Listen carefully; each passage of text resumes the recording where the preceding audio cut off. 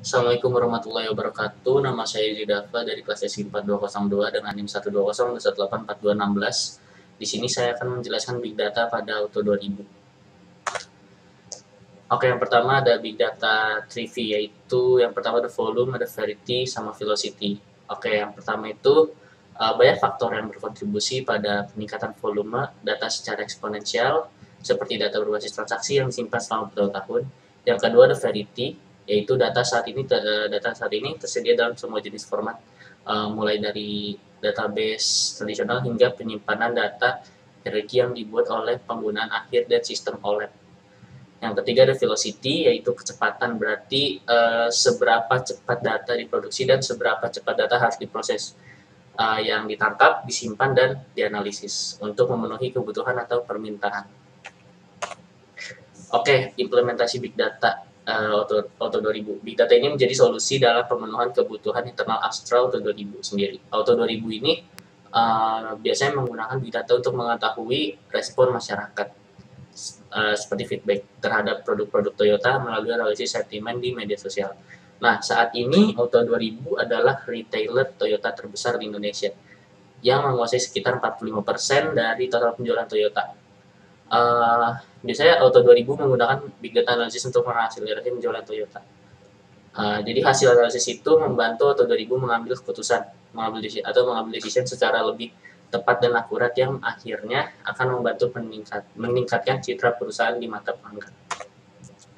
Selanjutnya ada manfaat implementasi. Jadi di sini ada 5 poin, yaitu Big Data dapat membantu untuk melakukan analisis dan prediksi terhadap pelanggan yang akan menghentikan layanan atau churn. Yang kedua ada Big Data mampu meningkatkan kinerja perusahaan. Yang ketiga ada Big Data dapat menghasilkan value yang lebih baik dalam pengambilan decision atau dalam berbasis data.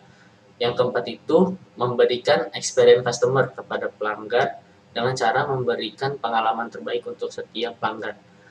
Yang kelima itu dapat digunakan untuk menunjang pertumbuhan di industri lain.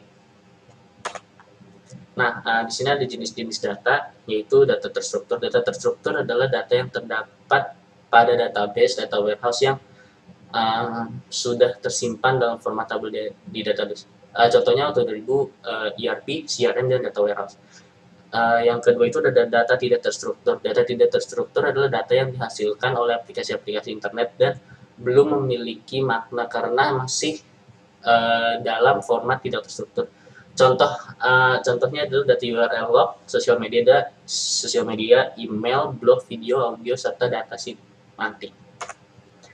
Oke, ada yang tahap selanjutnya ada challenging menghadapi Big Data, yaitu kompetensi sumber daya manusia. Jadi dalam hal ini dibutuhkan keahlian analitik, kreativitas, yaitu kemampuan atau keterampilan untuk menentukan metode baru.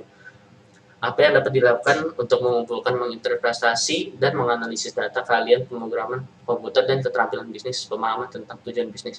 Yang kedua ada budaya organisasi. Sebelum adanya Big Data, seorang leader di perusahaan dalam menjalankan organisasi melakukan pengambilan keputusan hanya berdasarkan intuisi dari leader tersebut, berdasarkan value, belief, dan asumsinya.